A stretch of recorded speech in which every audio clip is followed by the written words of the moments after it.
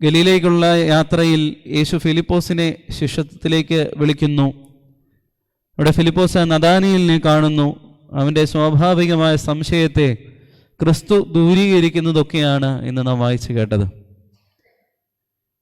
ദൈവവിളിയുടെ പ്രത്യേകത എന്താണ് എന്ന് ഇന്നത്തെ സുവിശേഷ ഭാഗം നമ്മോട് ആഹ്വാനം ചെയ്യുകയാണ്. ദൈവവിളിയുടെ ഏറ്റവും വലിയ പ്രത്യേകത എന്താണെന്ന് ചോദിച്ചാൽ അത് ദൈവം മുൻകൈ എടുക്കുന്നത് എന്നുള്ളത് തന്നെയാണ്. നിങ്ങൾ എന്നെ തിരഞ്ഞെടുത്തതല്ല, മറിച്ച് ഞാൻ നിങ്ങളെ തിരഞ്ഞെടുത്തതാണ് എന്ന് ക്രിസ്തു പഠിപ്പിക്കുന്നുണ്ടല്ലോ. ഈ വിളിയെ നമ്മുടെ ജീവിതത്തിൽ അനുകൂലമായി പ്രയോജനപ്പെടുത്തണമെങ്കിൽ ആ വിളിയോട് നമ്മുടെ പ്രതികരണങ്ങളും അനുകൂലമായി തന്നെ വരണം. നമ്മുടെ എല്ലാവരുടെയും ജീവിതത്തിൽ ക്രിസ്തുവിന് പ്രവർത്തിക്കുവാൻ തക്കവണ്ണം, അല്ലെങ്കിൽ ക്രിസ്തുവിൻ്റെ വിളിയെ സ്വീകരിക്കുവാൻ തക്കവണ്ണം നമ്മുടെ ജീവിതങ്ങൾ ക്രമീകൃതമാണോ എന്നുള്ളത് ചിന്തിക്കേണ്ടിയ ഒരു വലിയ ചിന്ത കൂടിയാണ് ഇന്നത്തെ വേദഭാഗം നമ്മോട് ആഹ്വാനം ചെയ്യുന്നത്. എന്നാൽ ഒരിക്കലും ദൈവം വിളിച്ചു എന്നുള്ളത് ക്രിസ്തീയ ജീവിതത്തെ സംബന്ധിച്ചിടത്തോളം സുഖകരമായ ഒരു ജീവിതമായിട്ട് കാണരുത്. ദൈവവിളി എന്ന് പറയുന്നത് എപ്പോഴും ക്രൂശിക്കപ്പെടലിൻ്റെ ഒരു വിളിയാണ്. ദൈവത്തിന് വേണ്ടി വേല ചെയ്യുക, ദൈവത്തെ മുറുകെ പിടിക്കുക എന്ന് പറയുന്നത് ജീവിതത്തിലെ കഷ്ടതകളുടെ സമയത്തെല്ലാം ദൈവത്തെ മുറുകെ പിടിച്ചുകൊണ്ട് അതിനെ അതിജീവിക്കുക എന്നുള്ളതാണ് ദൈവവിളിയായി നമുക്ക് കാണേണ്ടതും മനസ്സിലാക്കേണ്ടതും. പലപ്പോഴും നമ്മുടെ മാനുഷികമായ ജീവിതത്തിൽ ദൈവവിളി എന്ന് പറഞ്ഞ ദൈവത്തോട് കൂടുതൽ അടുത്ത് നിൽക്കുന്നവർക്കൊക്കെ പ്രയാസഘട്ടങ്ങളിൽ അടുത്ത് വരുമ്പോൾ ദൈവം എന്നെ ഓർത്തില്ല, ദൈവം എന്നെ പരിഗണിക്കുന്നില്ല എന്നുള്ള മാനുഷികമായ ചിന്തയും ബലഹീനതകളും ഒക്കെ നമ്മുടെ മനസ്സിലേക്ക് വരാറുണ്ട്. പക്ഷേ ജീവിതഭാരങ്ങളാൽ നമ്മൾ പ്രയാസപ്പെടുമ്പോൾ നമ്മളെപ്പോഴും ഓർത്തിരിക്കേണ്ട പ്രധാനപ്പെട്ട ഒരു വസ്തുത ഇത് തന്നെയാണ്. ദൈവം വിളിച്ചിട്ടുണ്ടെങ്കിൽ, ദൈവമാണ് നമ്മളെ തിരഞ്ഞെടുത്തതെങ്കിൽ അവിടെ കഷ്ടതകളുടെയും പ്രയാസങ്ങളുടെയും അനുഭവങ്ങൾ ഉണ്ടാകുമെന്നുള്ളത് സുനിശ്ചിതമാണ്. പക്ഷെ ആ അനുഭവങ്ങളിലെല്ലാം ദൈവകരം നമ്മെ താങ്ങി നിർത്തുന്നു എന്നുള്ളതാണ് നാം പ്രത്യേകമായി ഓർത്തിരിക്കേണ്ട പ്രധാനപ്പെട്ട ചിന്ത. പലപ്പോഴും നമ്മുടെ ജീവിതങ്ങളിലെ ഭാരങ്ങളും പ്രയാസങ്ങളും ഒക്കെ, നമ്മുടെ കുടുംബ പശ്ചാത്തലങ്ങളിലൊക്കെ പ്രയാസങ്ങൾ നേരിടുമ്പോൾ, നമ്മുടെയൊക്കെ പ്രയാസങ്ങൾ ദൂരീകരിക്കുവാൻ തക്കവണ്ണം നമ്മൾ ദേവാലയത്തോട് ചേർന്ന് വരുമ്പോൾ, അവിടെയൊക്കെ പ്രയാസങ്ങൾ മാറാതെ നിൽക്കുമ്പോഴൊക്കെ നമുക്ക് പല ആകുലതകളും പ്രയാസങ്ങളും ഒക്കെ നേരിടാം. പക്ഷേ ഒരു ചിന്ത പ്രധാനമായിട്ടും ഈ വേദഭാഗം നമ്മോട് പങ്കുവയ്ക്കുന്നത്, ദൈവത്തിൻ്റെ സന്നിധിയിൽ ചേർന്ന് നിന്നു കഴിഞ്ഞാൽ എത്രമാത്രം പ്രയാസങ്ങളുടെയും പ്രതിസന്ധികളുടെയും കാലഘട്ടത്തിലും അവയെല്ലാം അതിജീവിക്കുവാനുള്ള കൃപ ദൈവസന്നിധിയിൽ നിന്ന് നമുക്ക് ലഭിക്കും എന്നുള്ളതിന് യാതൊരു തർക്കവുമില്ല.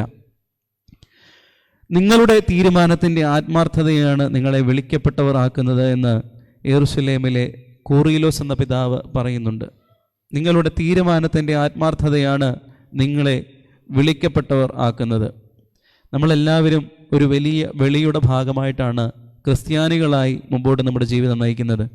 ആ ഒരു വലിയ വിളിയുടെ അർത്ഥത്തെ പൂർണ്ണമായിട്ട് മനസ്സിലാക്കുവാൻ ഇന്നും നമുക്ക് സാധിച്ചിട്ടില്ല എന്നുള്ളത് ഒരു യാഥാർത്ഥ്യവുമാണ്. അപ്പോൾ ആത്മാർത്ഥമായി പ്രതികരിക്കുമ്പോഴാണ് നാം വിളിക്കപ്പെടുന്നത്. ആത്മാർത്ഥമായി നമ്മുടെ ജീവിതത്തിൽ എത്രമാത്രം നമുക്ക് ആ വിളിയോട് നീതി പുലർത്തുവാനായിട്ട് കഴിഞ്ഞിട്ടുണ്ട് എന്ന് ഈ വേദഭാഗം നമ്മോട് ചോദിക്കുന്ന ഒരു വലിയ ചോദ്യമാണ്. ഇവിടെ നഥനയേലിനെ ഫിലിപ്പോസ് ചെന്ന് വിളിക്കുമ്പോൾ നഥനയേലിൻ്റെ സംശയം ഇപ്രകാരമൊക്കെ,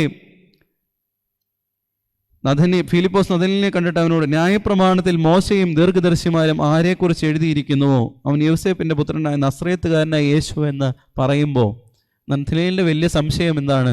നസ്രയത്തിൽ നിന്ന് വല്ല നന്മയും വരുമോ?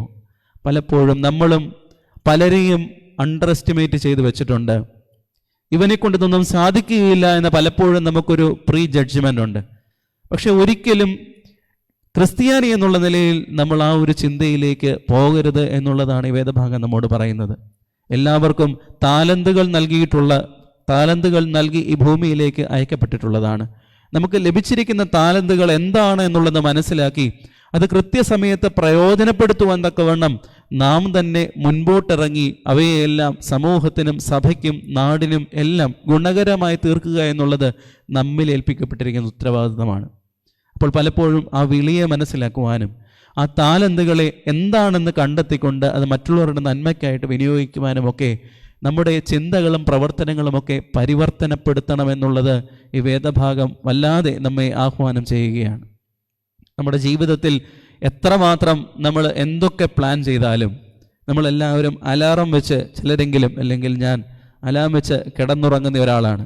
പക്ഷെ നാളെ ഒരു ദിവസം ആ അലാം കേൾക്കണോ വേണ്ടയോ എന്നുള്ളത് ദൈവത്തിൻ്റെ പദ്ധതിയാണ്. ആ ഒരു പദ്ധതിയെ മനസ്സിലാക്കുവാനും ആ വിളിയുടെ പ്രാധാന്യം എന്താണെന്ന് മനസ്സിലാക്കി നമ്മുടെ ജീവിതത്തിൽ ആ വിളിയുടെ ഇമ്പോർട്ടൻസ് എന്താണെന്ന് പൂർണ്ണമായിട്ട് മനസ്സിലാക്കുവാൻ തക്കവണ്ണം നമ്മുടെ ജീവിതങ്ങൾക്ക് പൂർണ്ണമായി ശുദ്ധീകരണം, പ്രകാശത്തിൻ്റെ പെരുന്നാളാണ് ദനഹ. ആ പ്രകാശത്തിൻ്റെ പെരുന്നാളിലൂടെ ശുദ്ധീകരിക്കപ്പെട്ട നമ്മളെല്ലാവർക്കും ദൈവത്തിൻ്റെ പരിശുദ്ധാത്മാവ് ശക്തിയും കൃപയും ധാരാളമായിട്ട് നൽകട്ടെ എന്ന് മാത്രം പ്രാർത്ഥിച്ചുകൊണ്ട്, ആശംസിച്ചുകൊണ്ട് എൻ്റെ വാക്കുകളെ ചുരുക്കുന്നു. ദൈവത്തിൻ്റെ നാമം മാത്രം മഹത്വപ്പെടും.